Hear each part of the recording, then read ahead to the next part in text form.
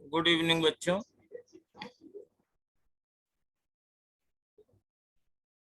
Good evening sir. Good evening sir. Good evening.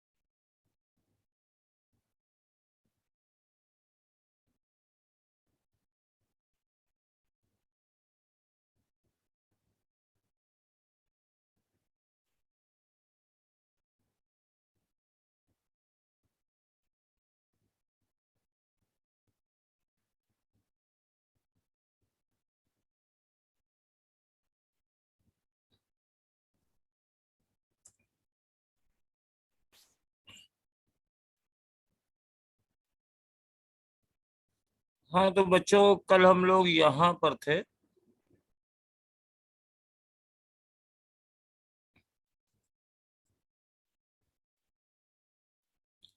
और मैंने आपको ये बताए भी थे फार्मूले, ये डिफिनीशंस, और ये क्वेश्चन दिया हुआ है।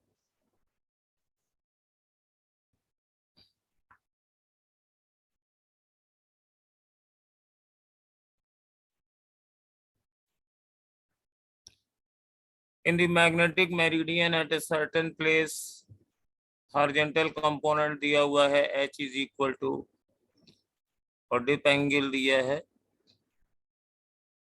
और मैग्नेटिक फील्ड ऑफ अर्थ पता करनी है। तो H बराबर BE cos थीटा लगाया, थीटा की जगह 60 है, डिप एंगल इज 60, और ये रिजल्ट आ गया।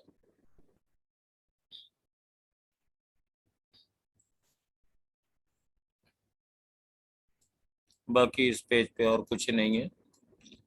नेक्स्ट पेज पे आते हैं, और ये जो पेज है ये हिस्टोरिकल एविडेंसेस का है। तो इसके पहले कि हम लोग कुछ ये मैग्नेटिक फील्ड के बारे में पढ़ें, चलो न्यूमेरिकल एक साथ लगा लेंगे, चैप्टर आज खत्म कर लेते हैं। तो ये कुछ ऐसी चीज है जो प्रॉपर्टीज ऑफ मटेरियल से आती है। मैग्नेटिक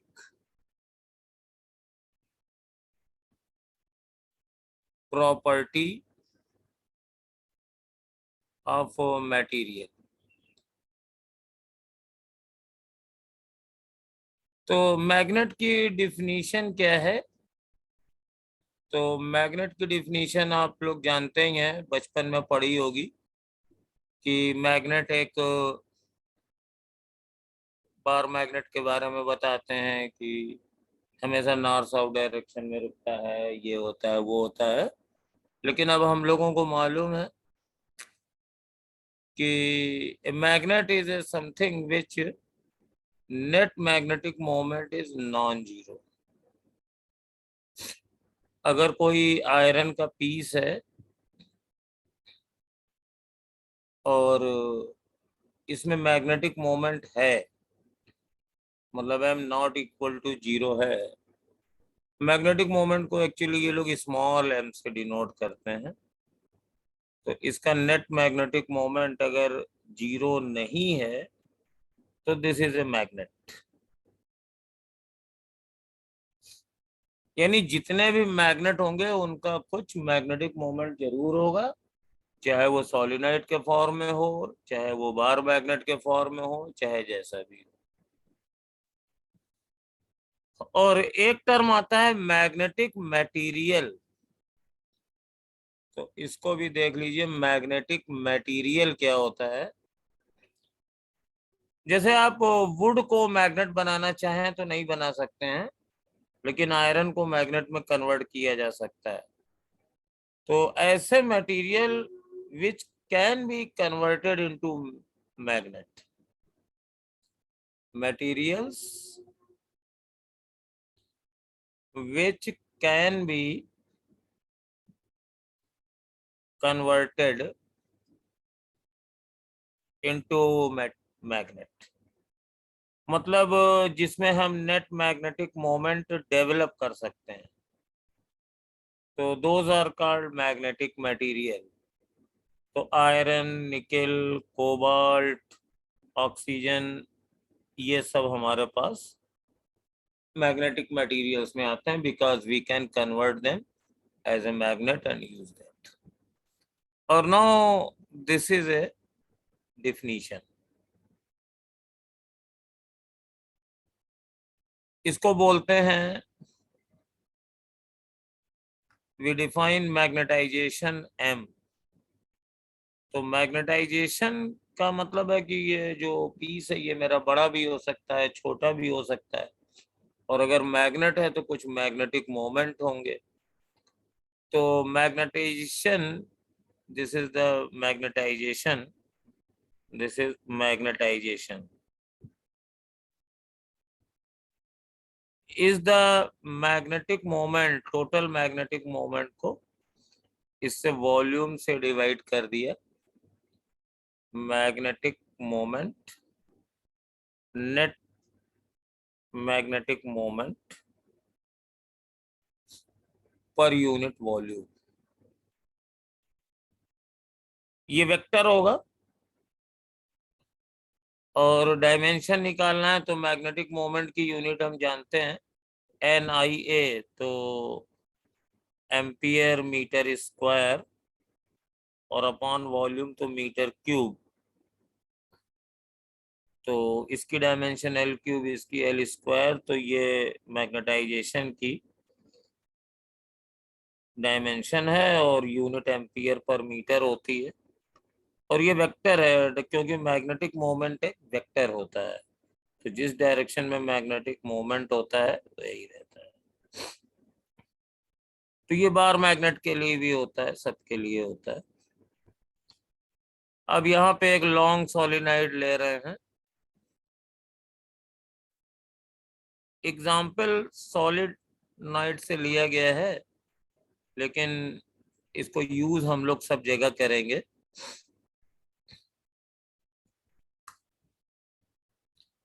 तो ये ऑब्जर्वेशन है, ये ऑब्जर्वेशन है, और ये हमें फॉर्मूला मालूम है कि अगर कोई एक सोलिनॉइड है, सोलिनॉइड हमने ली थी long solenoid, n turns per unit length having a current I, ये फार्मूला हम लोग जानते हैं। सोलिनॉइड अगर है लॉन्ग और इसमें करंट फ्लो कर रही है, तो इसकी जो मैग्नेटिक फील्ड होगी वो ये होती है B0 μ0 Ni।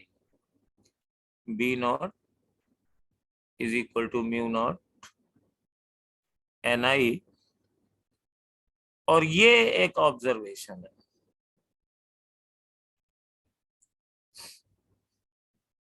और ये ऑब्जर्वेशन ये है कि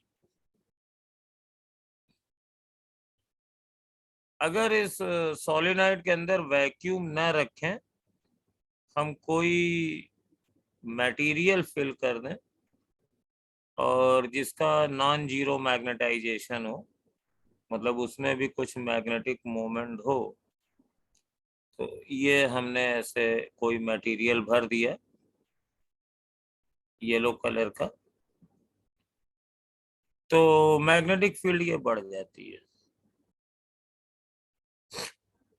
और ये मैग्नेटिक फील्ड B0 जो पहले थी अब हो जाएगी B इज इक्वल टू पहले वाली μ0, और जो बढ़ गई है उसको हम Bm कहते हैं, क्योंकि ये किसकी वजह से आई है, इस मटेरियल की वजह से आई है। ये जो इसकी कोर मटेरियल है उसकी वजह से ये आई है। और ये एक सेल्फ एविडेंस फार्मूला लिया गया है कि ये जो बीएम होता है ये म्यू नॉट और इसकी मैग्नेटाइजेशन के बराबर होता है। और ये बहुत ही ऑब्वियस है, जितना ज्यादा ये मैग्नेटाइज होगा तो मैग्नेटाइजेशन का मतलब होता है मैग्नेटिक मोमेंट होना, और जितना ज्यादा magnetic moment per unit volume होगा इसमें, तो ये अपनी फील्ड उतनी ही ज्यादा प्रस्तुत करेगा। तो this is mu naught M.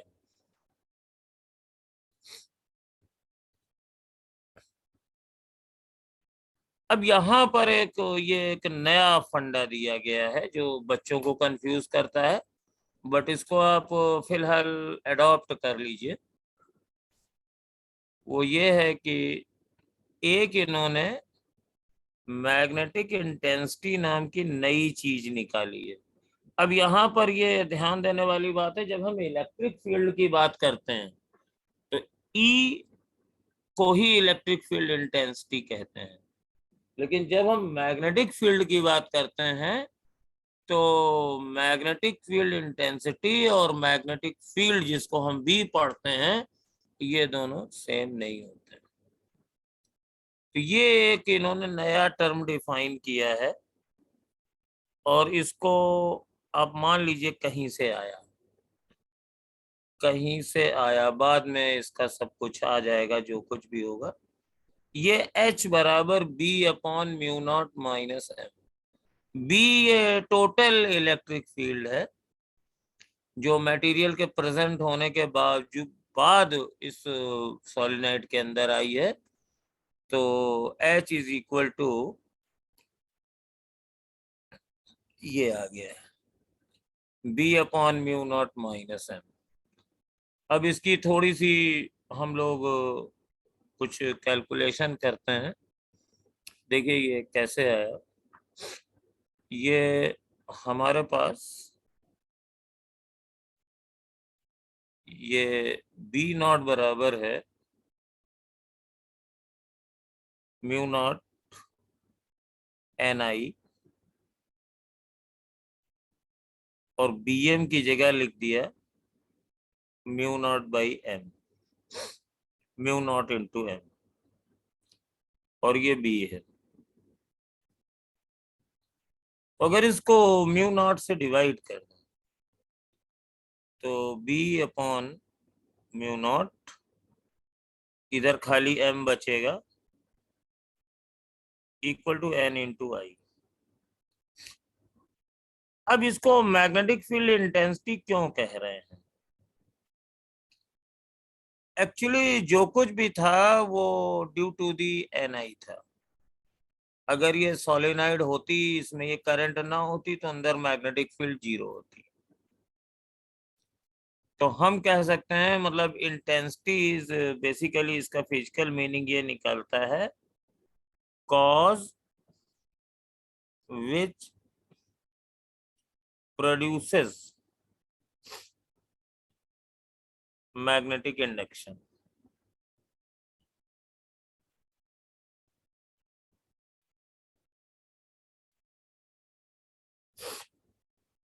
cause which produces magnetic induction।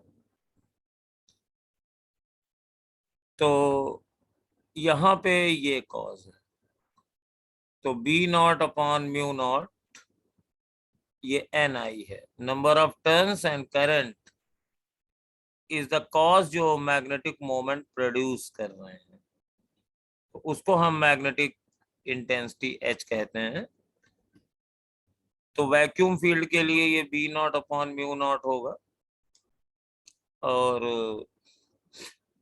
अब यहाँ पे तो ये मैग्नेटिक फील्ड है, तो इसमें कौन सा फैक्टर है जो मैग्नेटिक फील्ड यूज प्रोड्यूस कर रहा है, तो इसको म्यू नॉट से भाग दे दिया, और एन आई ही प्रोड्यूस कर रहा है, तो एन आई बराबर B naught upon mu naught minus N.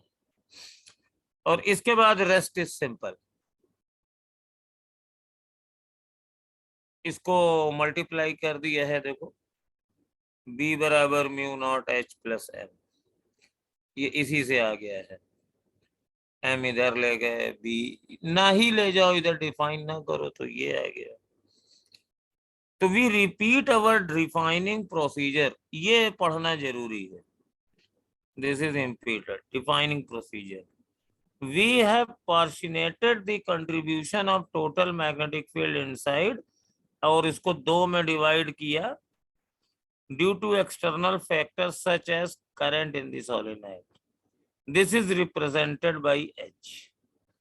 Other is due to the specific nature of magnetic material, namely N. The latter quantity can be influenced by external factors. This influence is mathematically expressed as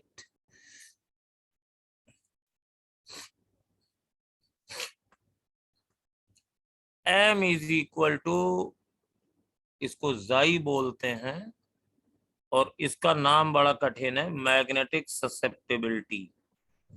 ये entire magnet की property है, ये entire magnetic material की property है।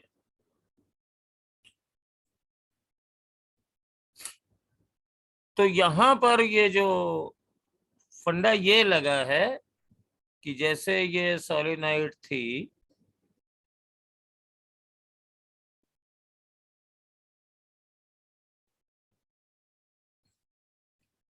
और इसमें जो magnetic field produce करने वाला एलिमेंट था वो Ni था, तो मैग्नेट तो H बराबर तब ये था, तो मैग्नेटिक फील्ड कितनी हो जाएगी, म्यू नॉट H, और इसको B नॉट कहेंगे क्योंकि ये वैक्यूम फील्ड है।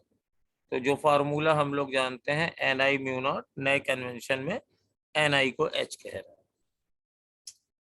और जब यहां पर हमने कोई मटेरियल रख दिया, suppose I have placed some material also, तो इस मटेरियल में जो मैग्नेटिक मोमेंट डेवलप होगा M, that is equal to susceptibility into H.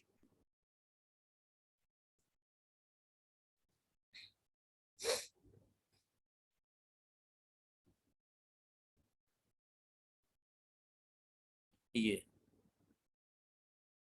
H, मतलब इसमें जो मैग्नेटिज्म डेवलप हुआ है वो भी किसी भी फील्ड की वजह से हुआ है। अगर वो पहले से मैग्नेटाइज नहीं था, हमने तो मटेरियल वो भरा था जिसमें मैग्नेटिक मोमेंट था, कुछ ऐसा भर दो जिसमें नहीं हो, तो ये Ni उसमें कुछ मैग्नेटाइजेशन डेवलप कर देगी, तो ये M इंटू XH हो जाएगा। और ये डायमेंशनलेस क्वांटिटी है क्योंकि इन दोनों की यूनिट सेम होती है, H और M की यूनिट सेम होती है। और ये ससेप्टेबिलिटी डिफरेंट की अलग अलग होती है। अब यहाँ पर देखो क्या किया, ये B बराबर, ये रिजल्ट कैसे आया, mu naught 1 plus susceptibility times H। तो इक्वेशन 5.16 और 5.17, तो ये मेरे पास आ गया था, B बराबर था mu naught H plus M, और ये H तो H लिखा रहा और M की जगह ससेप्टेबिलिटी इंटू H कर दिया, तो mu naught 1 plus susceptibility into H आ गया, और ये जो टर्म आया है B, तो जो डिफाइनिंग था जैसे B is something times H, तो B is this much times H है, तो यहाँ पर जो इफेक्टिव मैग्नेटिक परमेबिलिटी है वो म्यू नॉट 1 प्लस एक्स है, तो 1 प्लस एक्स को हम लोग म्यू आर कहते हैं, relative magnetic permeability, relative magnetic permeability.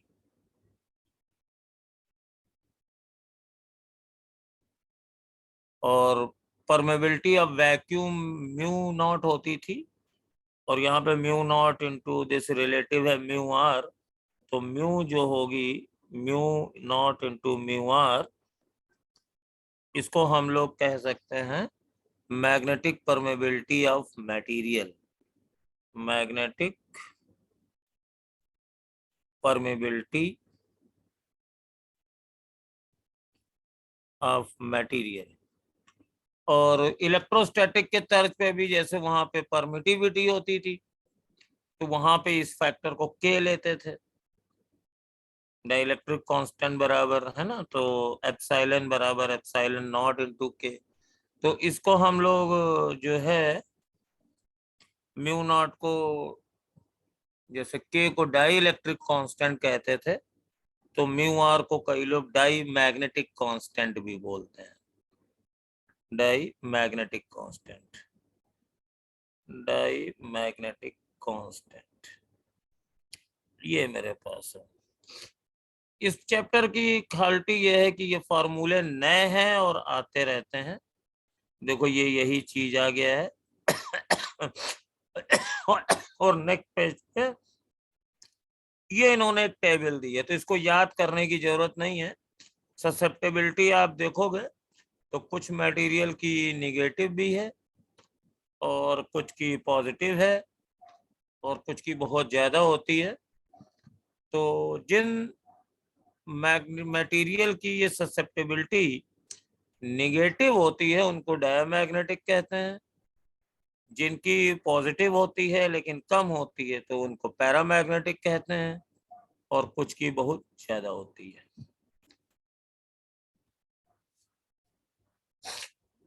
तो ये बेसिक है। अब इसमें एक क्वेश्चन दिया हुआ है, इसको आप लोग करिएगा।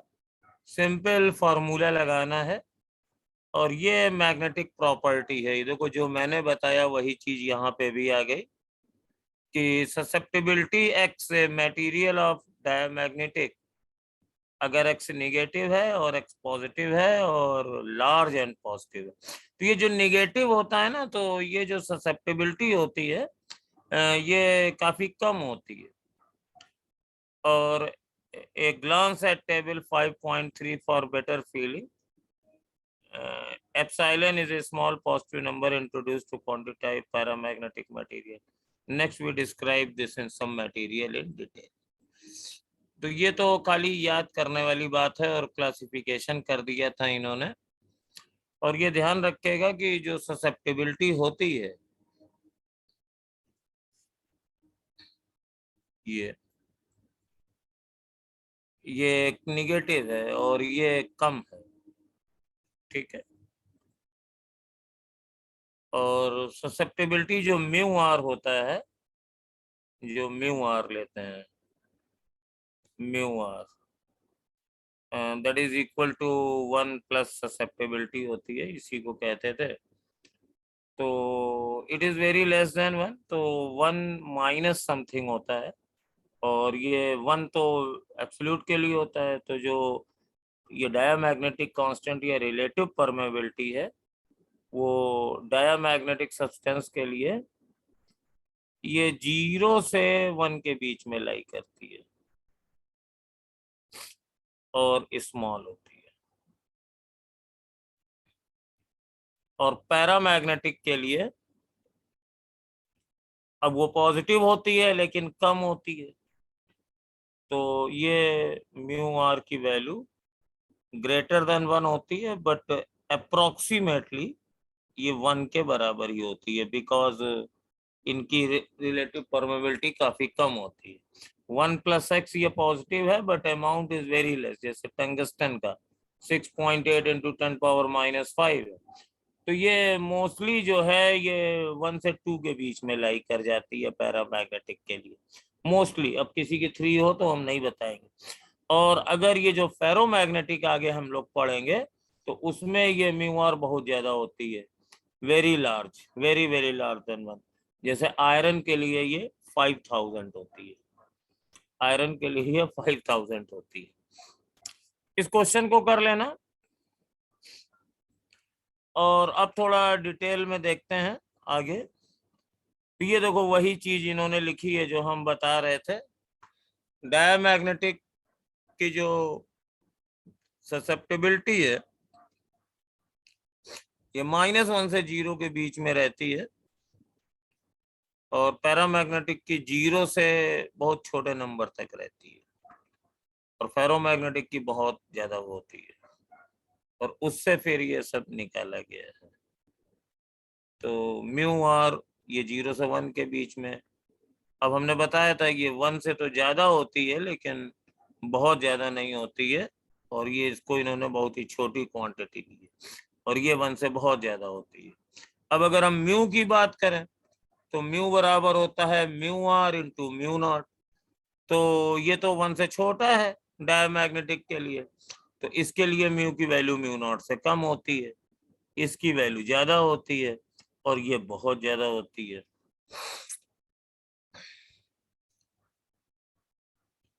ओके, अब देखो ये डायमैग्नेटिक प्रॉपर्टी, इसको थोड़ा सा डिटेल में किताब की कंपैरिजन में ज्यादा करेंगे। पहले जो पॉइंट एनसीईआरटी के हैं वो क्लियर कर लेते हैं, और उसके बाद फिर जो जो होता है वो बताएंगे।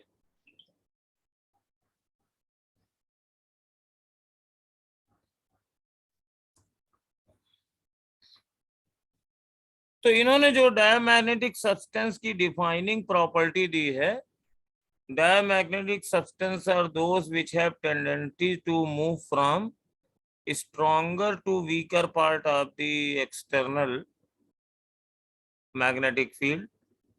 In other words, unlike the way magnet attracts metals like iron, it would repel a diamagnetic substance. would लिखा है तो यहाँ पर क्या है कि जैसे मान लो ये मैग्नेटिक फील्ड है, क्वेश्चन ऐसे ही बनते हैं।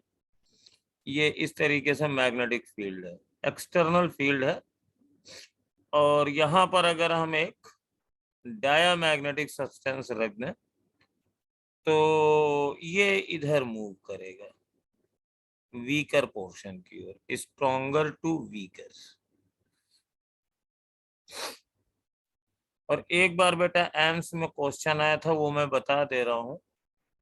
फ्रॉग जो तुम लोग पढ़ते हो ना बायोलॉजी में, वो डायामैग्नेटिक है, उसकी स्किन डायामैग्नेटिक है। कि पहले जो एम्स का पेपर होता था उसमें पूछा गया था। और हम लोगों की जो ह्यूमन बॉडी होती है ये पैरामैग्नेटिक होती है।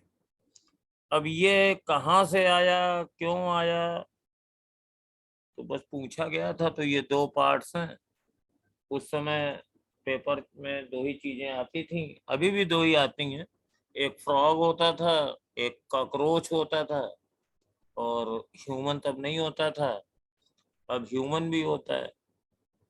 तो फ्रॉग जो है और कॉकरोच ये दोनों डायमैग्नेटिक होते हैं, और ह्यूमन अब पैरामैग्नेटिक होता है। बाकी इसमें ज्यादा रिसर्च मत करना।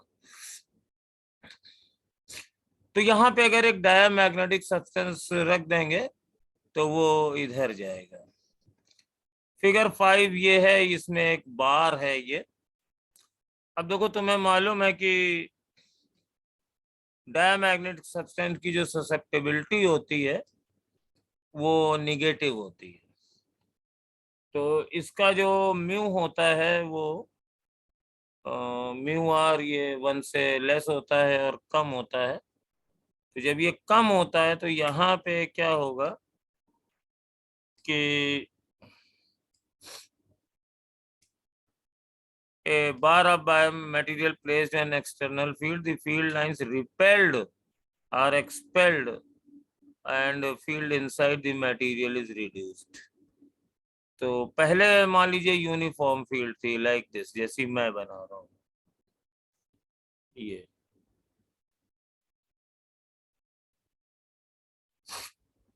तो अब यहाँ पे ये लाइनें एक्सपेल्ड हो जाएंगी, और इसके अंदर की फील्ड ऐसी होगी जैसी शो की गई है। और ये पैरामैग्नेटिक है, ये पैरामैग्नेटिक जो है ये बी वाला है। इसमें अंदर की फील्ड स्ट्रेंथ बढ़ जाती है। उसमें रीजन क्या है, ऐसा क्यों होता है ये हम बता दें। रीजन ये होता है कि जो अंदर वाली फील्ड होती है, एक तो वैक्यूम फील्ड होती है, जैसे सोलिनॉइड का एग्जांपल ले लीजिए और उसमें करंट फ्लो करा दीजिए, तो अंदर वाली फील्ड है बी नॉट है, और प्लस ये बीएम होता है। तो बीएम हमारा क्या निकला था, तो बीएम मेरा निकला था B naught plus mu naught H, है ना। तो ये जो मैग्नेटिक फील्ड इसमें डेवलप होती है, इसकी वजह से वो अपोजिट डायरेक्शन में प्रोड्यूस हो जाती है, इसकी ससेप्टेबिलिटी निगेटिव है। और तुम्हें मालूम है कि जो मैग्नेटिक मोमेंट होता है वो ससेप्टेबिलिटी टाइम्स एच होता है, सबसे पहले जो डिफाइन किया गया था। तो अगर ससेप्टेबिलिटी डायमैग्नेटिक की निगेटिव है, तो उस केस में इसकी जो मैग्नेटिक मोमेंट होगा वो अपोजिट डायरेक्शन में डेवलप होगा। तो हमारे पास ये क्लियर है कि जैसे ये डायमैग्नेटिक मटेरियल है, ये डायमैग्नेटिक है और ये पैरामैग्नेटिक है, और इनको हम किसी भी एक्सटर्नल फील्ड में अगर रखते हैं तो दोनों में मैग्नेटिक मोमेंट डेवलप होगा, लेकिन इसका अपोजिट डायरेक्शन में होगा, इसका सेम डायरेक्शन में होगा। तो अब इसका मैग्नेटिक मोमेंट इनिशियल फील्ड को क्या कर रहा है, अपोज कर रहा है, तो टोटल मैग्नेटिक फील्ड अंदर डायमैग्नेटिक सब्सटेंस के अंदर कम हो जाएगी और पैरामैग्नेटिक सब्सटेंस के अंदर ये ज्यादा हो जाएगी। तो वही चीज इन्होंने शो करी है यहाँ पे।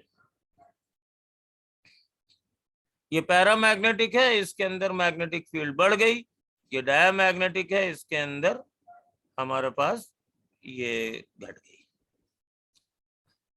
अब यहाँ पे इसका एक्सप्लेनेशन अभी हम करते हैं,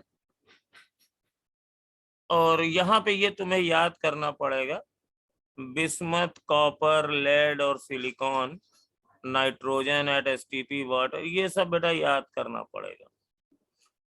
इन सब में ये डायमैग्नेटिक होता है। और दूसरा है कि most exotic diamagnetic material are superconductors होते हैं। ये परफेक्ट कंडक्टिविटी और परफेक्ट डायमैग्नेटिज्म लो टेम्परेचर पर शो कर देते हैं। तो field lines are completely expelled and mu are zero, semiconductor repels magnet. ये सब अगर इस पे क्वेश्चन आए तो तुम लोगों के गलत होने बिल्कुल स्वाभाविक हैं, क्योंकि ये सब तुम लोग पढ़ते ही नहीं हो। मॉइजनर इफेक्ट क्या होता है, तो ये सब इस पैराग्राफ को मैं बता दे रहा हूँ, पॉइंट्स बना के रट लेना, क्योंकि अगर इस पर क्वेश्चन आए और आते हैं तो ये आ जाता है। अब मैं ये बता रहा हूँ कि डायमैग्नेटिक मटेरियल का एटॉमिक एक्सप्लेनेशन क्या है। डायमैग्नेटिक मटेरियल का एटॉमिक एक्सप्लेनेशन।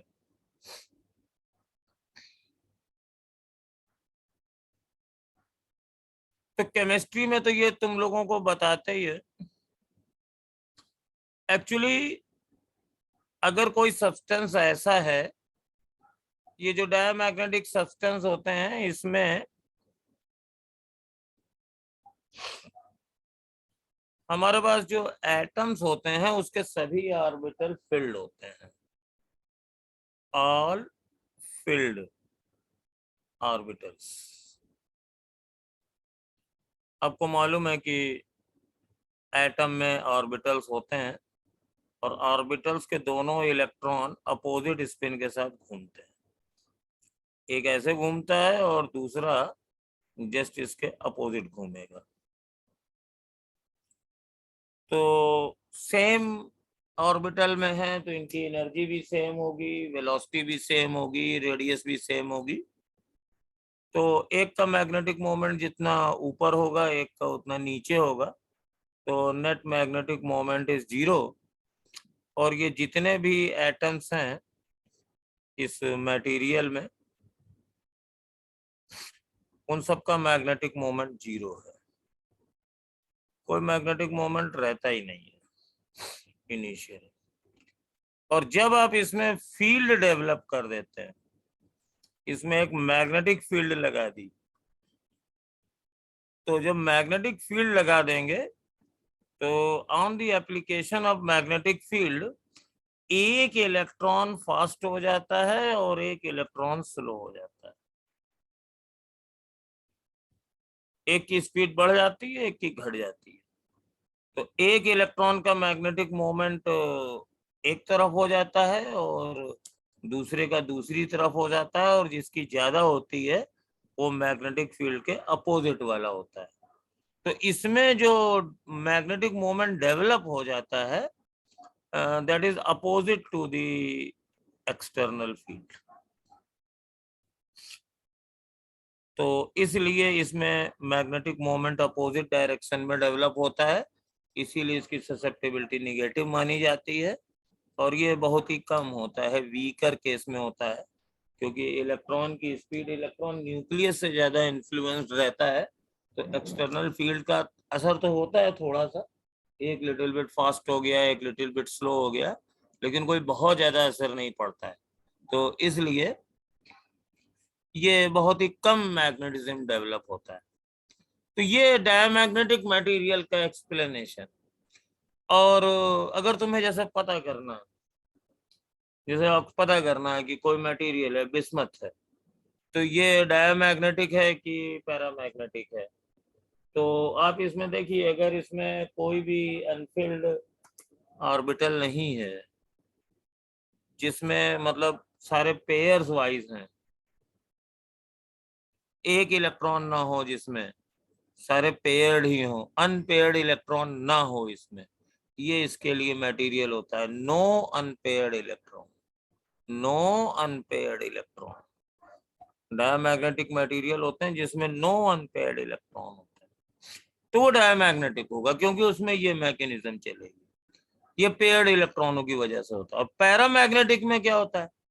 पैरामैग्नेटिक में कुछ अनपेयर्ड इलेक्ट्रॉन होते हैं, अनपेयर्ड इलेक्ट्रॉन होते हैं। तो अगर कोई अनपेयर्ड इलेक्ट्रॉन है तो उसका मैग्नेटिक मोमेंट कैंसिल नहीं होता है। तो उसमें क्या होता है कि पैरामैग्नेटिक मटेरियल के एटम्स के पास कुछ मैग्नेटिक मोमेंट होता है, लेकिन ये रैंडमली ओरिएंटेड होता है। तो टोटल मैग्नेटिक मोमेंट इसका 0 ही रहता है। और लेकिन जब हम इस पे एक्सटर्नल फील्ड लगाते हैं तो आपको मालूम है कि डाइपोल मोमेंट पर फील्ड टॉर्क लगाती है, और टॉर्क लगाने की वजह से वो अलाइन हो जाते हैं। तो ये जो अनपेयर्ड इलेक्ट्रॉन्स के मैग्नेटिक मोमेंट्स हैं, वो सब एक्सटर्नल फील्ड की प्रेजेंस में ये अलाइन हो जाएंगे। तो ये अलाइन हो जाएंगे तो मैग्नेटिक मोमेंट इनका सेम डायरेक्शन में होगा।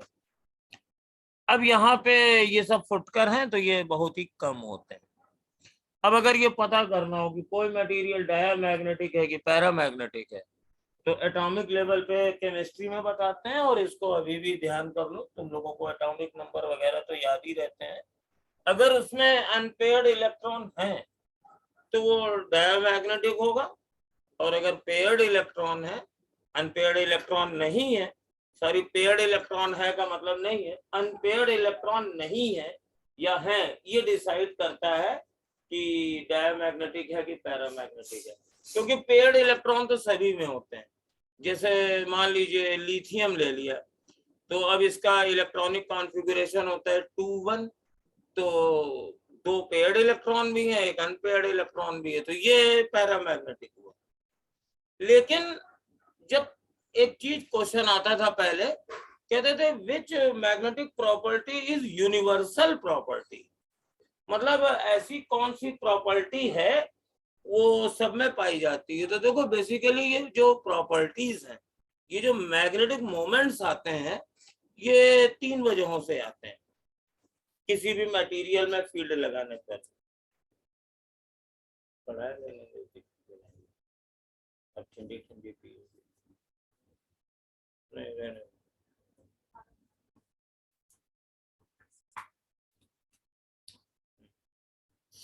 तो एक प्रॉपर्टी ये होती है कि अगर ऑर्बिटल फील्ड है एटम की, तुमने फील्ड लगाई, मैग्नेटिक फील्ड। तो एक इलेक्ट्रॉन फास्ट हो जाएगा, एक इलेक्ट्रॉन स्लो हो जाएगा, और फास्ट इलेक्ट्रॉन वो होगा जिसका मैग्नेटिक मोमेंट की डायरेक्शन मैग्नेटिक फील्ड के अपोजिट होगी। इसको कहते हैं डायामैग्नेटिज्म। और पैरामैग्नेटिज्म में क्या होता है कि जो अनपेयर्ड इलेक्ट्रॉन है, पैरामैग्नेटिज्म इज कॉज ऑफ अनपेयरिटी। तो जो अनपेयर्ड इलेक्ट्रॉन है उसके पास ऑलरेडी मैग्नेटिक मोमेंट है, लेकिन वो किसी भी डायरेक्शन में हो सकता है, और जब उसको एक्सटर्नल फील्ड में रखेंगे तो उसका मैग्नेटिक मोमेंट मैग्नेटिक फील्ड की डायरेक्शन में अलाइन हो जाएगा। तो ये पैरामैग्नेटिज्म पाया जाता है। अब तुम समझो कि एक सब्सटेंस के पास अनपेयर्ड इलेक्ट्रॉन नहीं है तो उसके पास खाली डायामैग्नेटिज्म होगी, लेकिन एक सब्सटेंस जिसके पास पेयर्ड इलेक्ट्रॉन अनपेयर्ड इलेक्ट्रॉन है, लेकिन इसका मतलब ये नहीं है कि उसके पास पेयर्ड इलेक्ट्रॉन नहीं है, क्योंकि कोई भी आप सब्सटेंस ले लो जिसमें अनपेयर्ड इलेक्ट्रॉन होंगे तो भाई ये अनपेयरिटी तो लास्ट वाले शेल में ही आती है ना, बाकी उसके इनर शेल्स तो फिल ही होते हैं। तो कहने का मतलब है कि हाइड्रोजन को छोड़ के बाकी सारे के सारे मटेरियल्स एटम्स के पास कुछ पेयर्ड इलेक्ट्रॉन जरूर होते हैं।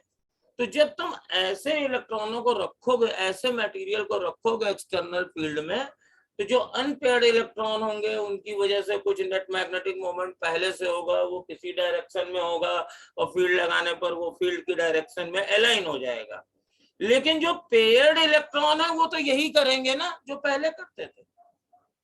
तो यानी उसमें पैरामैग्नेटिज्म के साथ साथ डायामैग्नेटिज्म भी है। ये बात दूसरी है कि ये जो पेयर्ड इलेक्ट्रॉनों के मैग्नेटिक मोमेंट्स हैं, इनकी वेलोसिटी लगभग बराबर होती है, थोड़ी सी कम होती है, थोड़ी सी ज्यादा होती है। तो अपोजिट डायरेक्शन वाला magnetic moment very small amount में होता है, इसीलिए इसकी ससेप्टेबिलिटी कम होती है। तो कुल मिला के जो अलाइनमेंट की वजह से magnetic moment in the direction of field develop होता है वो डोमिनेट कर जाता है। तो इसलिए पैरामैग्नेटिक मोमेंट का मैग्नेटिक मोमेंट ये ससेप्टेबिलिटी पॉजिटिव होती है लेकिन कम होती है।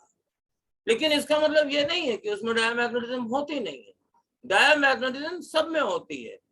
पेयर्ड इलेक्ट्रॉनों की वजह से जो मैग्नेटिक मोमेंट डेवलप होता है एक इलेक्ट्रॉन के फास्ट और एक को स्लो होने की वजह से, वो लगभग सभी एटम के पास पेयर्ड इलेक्ट्रॉन्स होते हैं, तो सब में वो इफेक्ट पाया जाता है। तो इसलिए डायामैग्नेटिज्म को यूनिवर्सल प्रॉपर्टी मानी जाती है कि भाई ये सब में होगी। अब जो पैरामैग्नेटिक होगा उसमें इस डायामैग्नेटिज्म के साथ ये वाली फंडा भी लगेगा, तो जब ये वाला फंडा लगेगा तो ये टोटल पॉजिटिव हो जाएगा। ओके, आई होप कि तुम लोगों को क्लियर हो गया होगा। और इसके बाद होता है फेरोमैग्नेटिज्म। फेरोमैग्नेटिज्म, तो फेरोमैग्नेटिज्म पे अभी दोबारा आएंगे, लेकिन जरा देख लें कि ये क्या कह रहे हैं। तो ये इन्होंने एनसीईआरटी में ये पैरामैग्नेटिज्म डेवलप कर दी, और पैरामैग्नेटिक सब्सटेंस की प्रॉपर्टी होती है कि वो वीक से स्ट्रॉन्ग की ओर जाते हैं। अब यहाँ पर एक नई चीज है, फेरो पे बाद में आएंगे। ये जो हमारे पास ये दिया हुआ है intensity of magnetization m is equal to some paramagnetic material, ये है, ये याद भी करना जरूरी है। We find that the magnetization of paramagnetic material is inversely proportional to absolute temperature. तो m proportional to 1/T होता है, ये पूरा फार्मूला लिखा है बट दिस इज सेम। और ये m बराबर क्या होता है, x इंटू एच होता है, तो ससेप्टेबिलिटी भी प्रोपोर्शनल टू 1/T होती है। इसका ग्राफ ऐसे आता है। ये डायामैग्नेटिक के लिए ससेप्टेबिलिटी टेम्परेचर से निगेटिव होती है, इंडिपेंडेंट होती है, और ये वैल्यू लेस देन 1 होती है। लेकिन पैरामैग्नेटिक के लिए ये रहता है, और इसको क्यूरीज लॉ कहते हैं, और इसी को क्यूरी कांस्टेंट भी कहते हैं। तो ये ऐसा क्यों होता है ये आप सोच सकते हैं। बहुत ही इजी है, जरा सोचो 5 मिनट में। इधर मैंने आज लेक्चर ज्यादा दे दिया, तो कहीं तुम लोग सो तो नहीं गए हो, तो इसलिए जरा इसका आंसर देना मुझे सोच समझ के कि डायमैग्नेटिक सब्सटेंस की जो ससेप्टिबिलिटी या मैग्नेटाइजेशन होता है वो टेम्परेचर के बढ़ाने के साथ घटता है। तो we will not go to prove कि इनवर्स रिलेशन ये होता है 1/T होता है, that is the atomic scale derivation. लेकिन ये हम लोग सोच सकते हैं कि ये मैग्नेटाइजेशन आफ्टर ऑल डिक्रीज क्यों होता है। तो जरा सोच के आंसर दो, ये डिक्रीज क्यों होता है।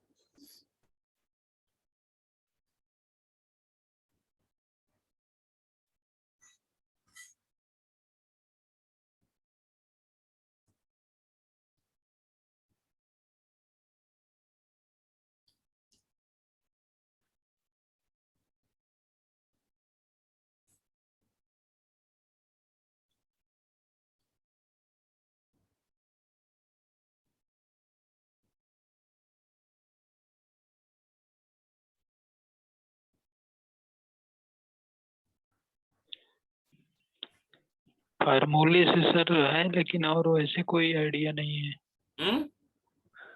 फार्मूला तो बता रहा है कि इनवर्स घट रहा है, लेकिन वैसे कोई आइडिया नहीं है इसके बारे में ज्यादा। सोचो, बड़ा सिंपल फॉर्मूला है। थर्मल मोशन की वजह से। बेटा थर्मल हीट। Right right. बढ़ा जब आप जाता है। टेम्परेचर बढ़ाते हो तो बेटा टेम्परेचर बढ़ाने का बहुत अच्छा आंसर दिया, वेरी गुड।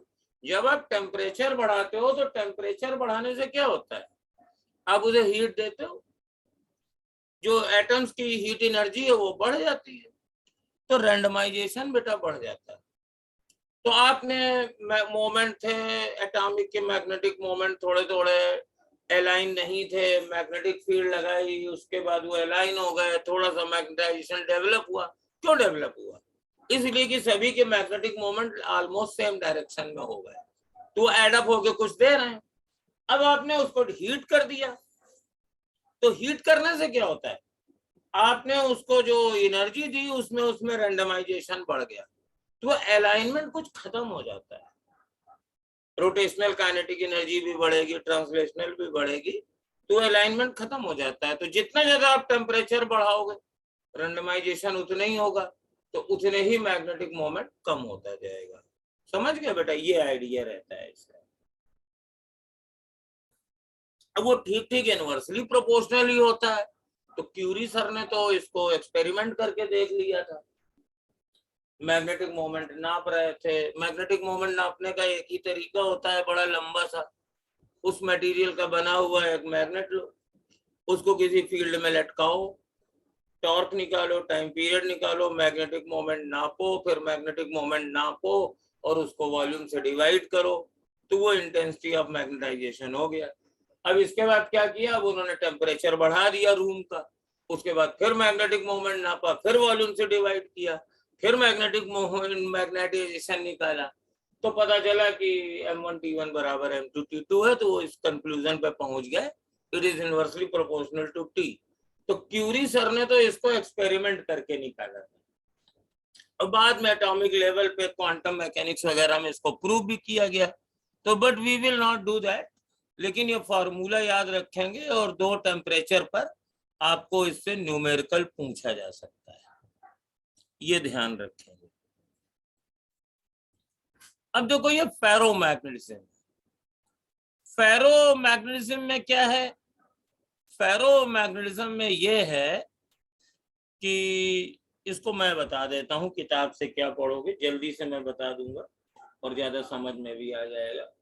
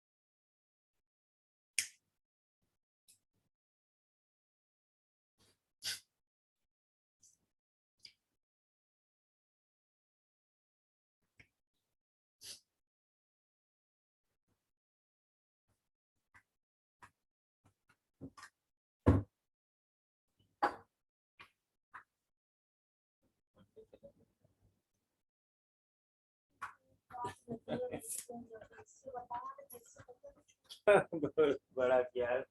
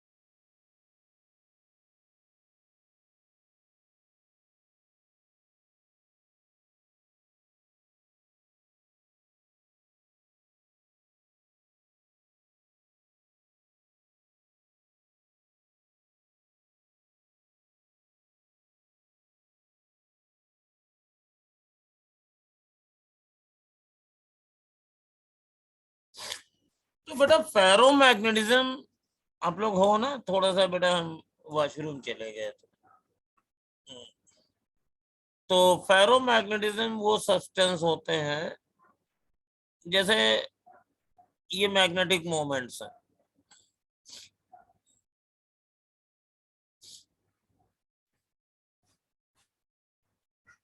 तो ये तो पैरामैग्नेटिज्म है,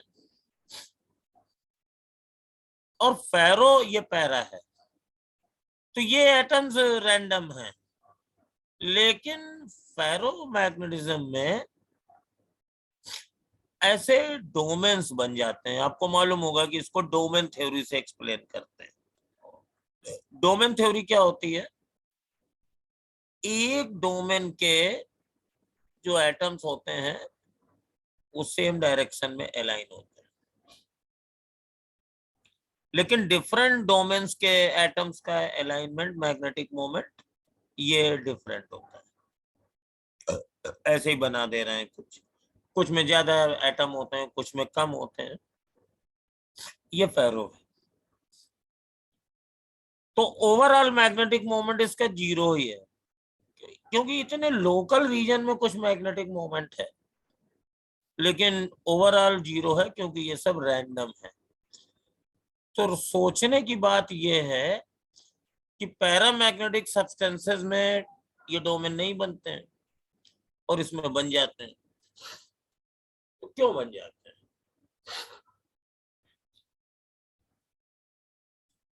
फेरोमैग्नेटिक सब्सटेंसेस में डोमेन क्यों बन जाते हैं, या किसी भी मटेरियल में डोमेन बनेंगे या नहीं बनेंगे, ये किस बात पर डिपेंड करता है? ये आपको जनरली सोचना पड़ेगा। टेक्स्ट बुक्स में तो यही लिखा रहता है कि पैरामैग्नेटिज्म में ये डोमेन्स होते हैं और पैरामैग्नेटिक सब्सटेंसेस में नहीं होते हैं। तो बेसिकली जो एटम्स होते हैं वो 2 तरीके के हो जाते हैं मटेरियल। एक वो जिसमें अनपेयर्ड इलेक्ट्रॉन होते ही नहीं है, वो डायमैग्नेटिक हो गए, उनकी कहानी अलग है। और जिसमें अनपेयर्ड इलेक्ट्रॉन होते हैं तो कुछ में डोमेन्स बन जाते हैं, कुछ में डोमेन्स नहीं बनते। तो जिनमें बन जाते हैं उन्हें फेरो कहते हैं, जिनमें नहीं बनते हैं उन्हें पैरा कहते हैं। तो अब जरा आप लोग केमिस्ट्री वेमिस्ट्री लगाओ थोड़ा सा, और बताओ कि डोमेन बनने की प्रोबेबिलिटी किसमें ज्यादा होगी, किस सब्सटेंस टाइप के सब्सटेंस में ये ज्यादा हो सकते हैं डोमेन्स? इनका मैग्नेटिक ओरिएंटेशन ज्यादा हो। नहीं, मैग्नेटिक ओरिएंटेशन ज्यादा नहीं होती है। एक्चुअली है क्या कि जैसे मान लीजिए ये डिफरेंट हमारे पास ये एटम्स हैं, इसका ये है, इसका ये है। सपोज वो रिलेटिवली क्लोज हैं एक दूसरे के,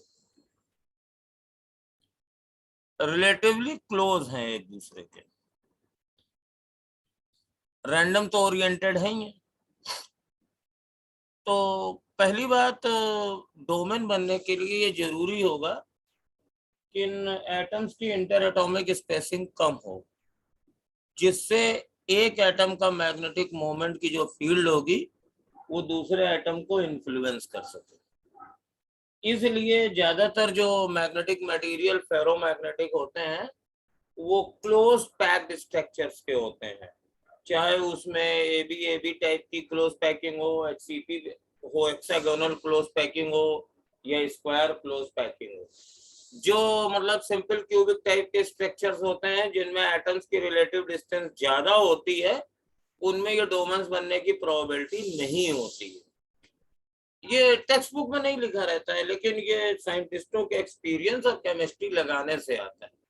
जैसे आयरन है, तो आयरन में आप जानते हैं, सॉलिड स्टेट पढ़ चुके हैं, इसमें कौन सी पैकिंग होती है बताइए? आयरन का सॉलिड स्टेट वाला स्ट्रक्चर बताइए क्या होता है? सिंपल क्यूबिक होता है, एफसीसी होता है, बीसीसी होता है, क्या होता है ये?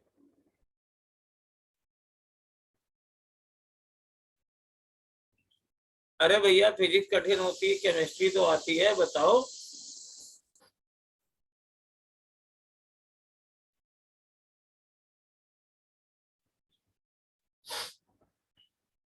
चलो इसको ढूंढना सब लोग सॉलिड स्टेट में, सॉलिड स्टेट पढ़ चुके हो। तो अब इसमें क्या है कि एटम्स पास पास में है, उनके पास अनपेयर्ड इलेक्ट्रॉन्स भी हैं, सबके मैग्नेटिक मोमेंट्स भी हैं जो रैंडमली ऑर्गेनाइज्ड हैं, लेकिन कहीं खुदा ना खास्ता किसी रीजन में ये 2-3 एटम एक सेम डायरेक्शन में आ गए, तो भैया इन दोनों की फील्ड सेम डायरेक्शन में हो गई, तो बाकी इंडिविजुअल से स्ट्रांग हो गई। तो ये फील्ड क्या होती है कि आसपास वाले एटम्स को भी अपनी ही डायरेक्शन में अलाइन करना शुरू कर देती है। तो इस रीजन में ऐसे अलाइनमेंट हो गया, इस रीजन में ऐसे हो गया, इस रीजन में ऐसे हो गया।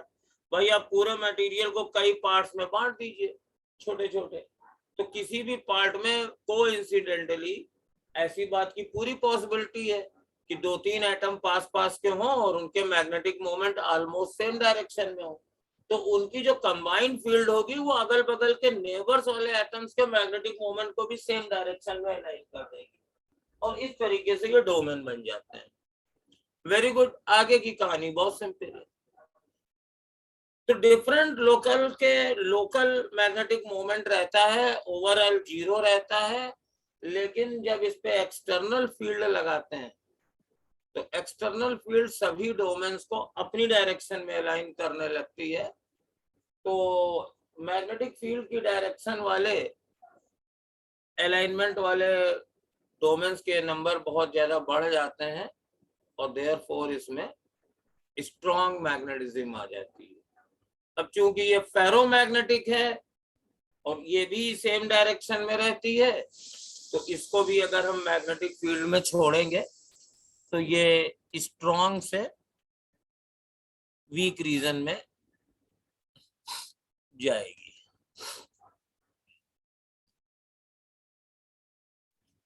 ये है डोमेन्स। चलिए पढ़ लीजिएगा एक बार एनसीईआरटी से भी।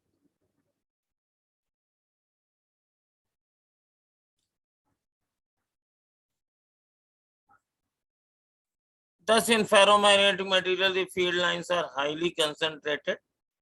In a non-uniform magnetic field, sample tends to move toward the region of high field. Weak से strong की ओर जाता है, strong से weak की ओर खाली diamagnetic जाता है।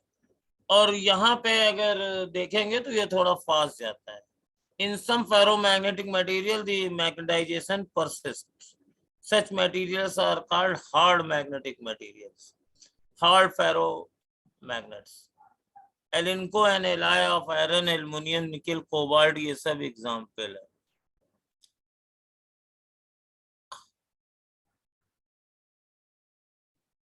और ये सॉफ्ट फेरोमैग्नेटिक मटेरियल है, तो ये सब आपको पढ़ना पड़ेगा। और टेम्परेचर डिपेंडेंसी इसकी ये रहती है कि अगर आप फेरोमैग्नेटिक सब्सटेंस को हीट करेंगे तो एक पर्टिकुलर टेम्परेचर तक इसकी ससेप्टेबिलिटी पे कोई असर नहीं होता है, और उसके बाद ये फिर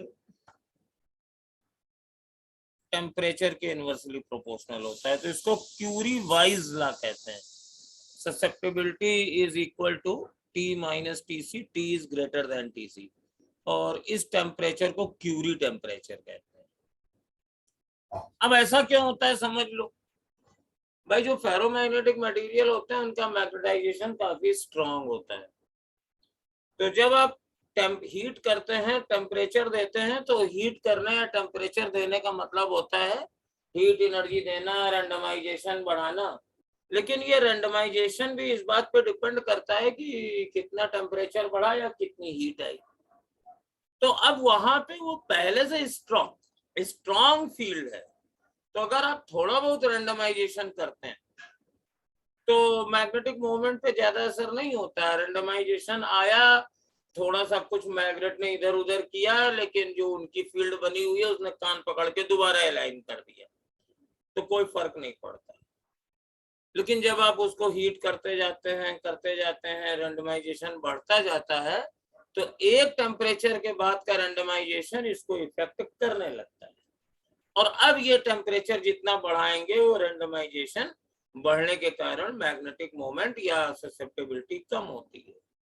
तो इसको इस तरीके से भी समझते हैं कि क्यूरी टेम्परेचर के बाद फेरोमैग्नेटिक मटेरियल एक तरीके से पैरामैग्नेटिक की तरह बिहेव कर लेता है।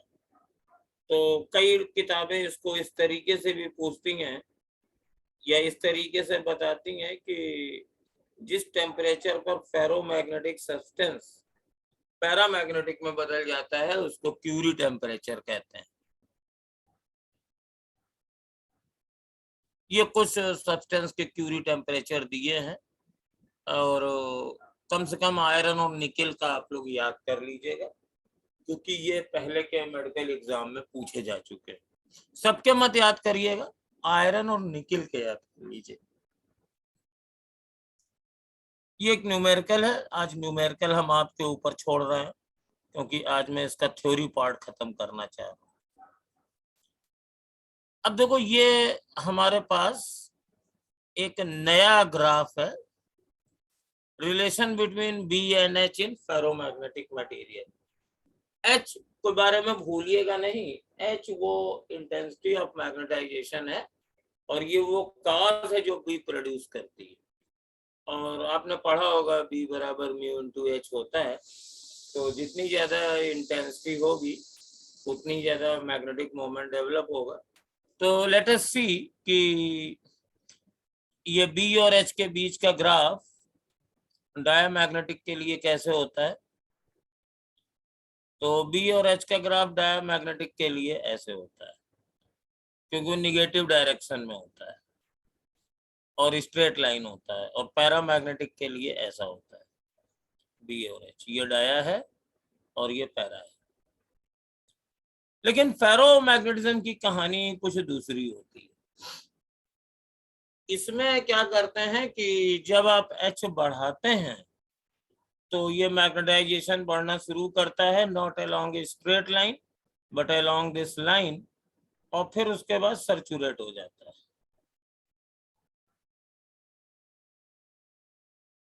और फिर आप जब मैग्नेटिक फील्ड हटाते हैं तो ये इस तरीके से कम होना शुरू होता है। लेकिन देखिए, पहले स्टार्टिंग में मैग्नेटिक मोमेंट 0 था, फील्ड 0 थी, लेकिन बाद में कुछ बचा हुआ है। तो ये जो बचा हुआ है इसको बोलते हैं रिटेंटिविटी। रिटेंटिविटी मतलब आपने एक मैग्नेट को पहले मैग्नेटिक फील्ड लगा करके उसमें मैग्नेटाइजेशन डेवलप कर दिया और उसकी वजह से कुछ फील्ड आ गई, फिर आप मैग्नेटिक फील्ड को रिड्यूस कर दिया, आपने हटा दिया, तो कुछ बचा रह गए मैग्नेटिक मोमेंट। तो जो बचा रह गया वही आपका है, क्योंकि हर समय तो उसको एक्सटर्नल फील्ड में रखा नहीं जाएगा। मेरा पर्पस ये है कि उससे हम लोग मैग्नेट बनाएं, तो आपने मैग्नेट बना दिया है, क्योंकि जब मैग्नेटिक फील्ड एक्सटर्नल वाली हट गई है तो भी इतना मैग्नेटिक मोमेंट उसकी वजह से फील्ड है। अब इसके बाद जब उसने आपने मैग्नेटिक फील्ड को अपोजिट डायरेक्शन में लगाया तो अब अलाइनमेंट अपोजिट डायरेक्शन में होता है, तो शुरुआत से फील्ड है, तो शुरू में क्या होता है कि जब आप अपोजिट डायरेक्शन की फील्ड लगाते हैं तो पहले वाली मैग्नेटाइजेशन कम होता है और एक पर्टिकुलर फील्ड पर आके जीरो हो जाता है। तो ये जो टर्म है ये इसको कर्सिविटी बोलते हैं, कर्सिविटी। कर्सिविटी वो मैग्नेटिक इंटेंसिटी है जो अपोजिट डायरेक्शन में रिक्वायर्ड होती है किसी भी मैग्नेट का मैग्नेटिक मोमेंट जीरो करने के लिए। और फिर आप अपोजिट डायरेक्शन में और बढ़ाएं तो पहले वाला इफेक्ट खत्म हो गया है, अब नया वाला शुरू हुआ है, तो ये सर्चुरेशन फिर आ जाएगा। और फिर आप बढ़ाना शुरू करें तो फिर ये ऐसे जाएगा। तो शुरुआत में तो ये इधर उधर फैलता है, लेकिन बाद में ये एक कर्व अपने आप को रिपीट करने लगता है। तो इसको हम लोग हिस्टेरिसिस साइकिल बोलते हैं, ठीक है ना। तो ये हमारे पास है हिस्टेरिसिस साइकिल की कहानी ये है। इसमें दो चीजें इंपॉर्टेंट हैं, एक रिटेंटिविटी और दूसरी कर्सिविटी।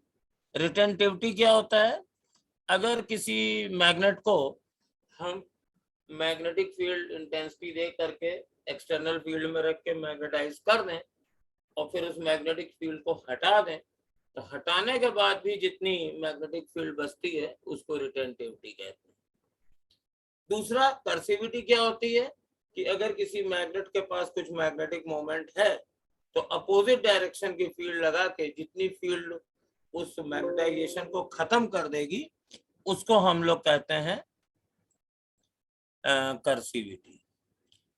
अब यहाँ पे परमानेंट मैग्नेट और इलेक्ट्रोमैग्नेट की कहानी ये है कि हमारे पास मैग्नेटाइजेशन जरूरी होता है। तो ये सॉफ्ट आयरन की सोलिनॉइड बनती है और उसके बाद एक बार मैग्नेट भी होता है स्टील का। तो परमानेंट मैग्नेट वो होता है कि एक बार मैग्नेटिक मोमेंट आ गया तो वो जाता नहीं है जल्दी और उसको बार बार मैग्नेटाइज डीमैग्नेटाइज नहीं कर सकते। तो परमानेंट मैग्नेट और ये जो टेम्परेरी मैग्नेट होता है, इन दोनों में एक चीज होती है, रिटेंटिविटी दोनों की ज्यादा होती है, लेकिन परमानेंट मैग्नेट की कर्सिविटी ज्यादा होती है और टेम्परेरी की कम होती है। यानी अगर मान लीजिए जैसे स्टील है और सॉफ्ट आयरन है, ये दो एग्जाम्पल चलते हैं। तो सॉफ्ट आयरन को अगर आप इंटेंसिटी ऑफ मैग्नेटाइजेशन दे करके मैग्नेटाइज करेंगे तो उसमें अच्छे खासा मैग्नेटिज्म आ जाएगा, सॉफ्ट आयरन में भी अच्छा खासा आ जाएगा। लेकिन जब आप इसको खत्म करने की कोशिश करेंगे तो सॉफ्ट आयरन का मैग्नेटाइजेशन कम फील्ड से ही खत्म हो जाएगा और स्टील की खत्म करने के लिए ज्यादा फील्ड चाहिए। तो रिटेंटिविटी दोनों की ज्यादा होती है, कर्सिविटी परमानेंट मैग्नेट्स की ज्यादा होती है। तो जब हमें मैग्नेट परमानेंट चाहिए होता है तो हम स्टील का बनाते हैं, और जब हमें ऐसा कोई मटेरियल चाहिए जिसको बार बार मैग्नेटाइज डीमैग्नेटाइज करना हो, जैसे ट्रेन के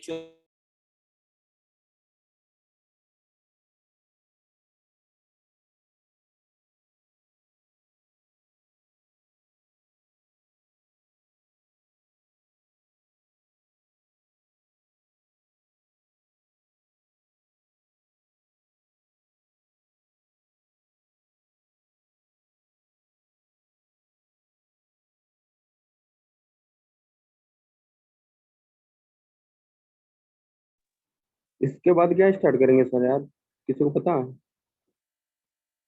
EMI शायद, EMI है बस, EMI या AC? कुछ भी हो सकता है, EMI ही हो शायद से पहले, बस सीक्वेंस हो।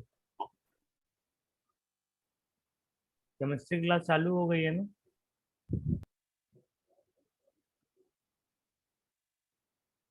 अच्छा अच्छा।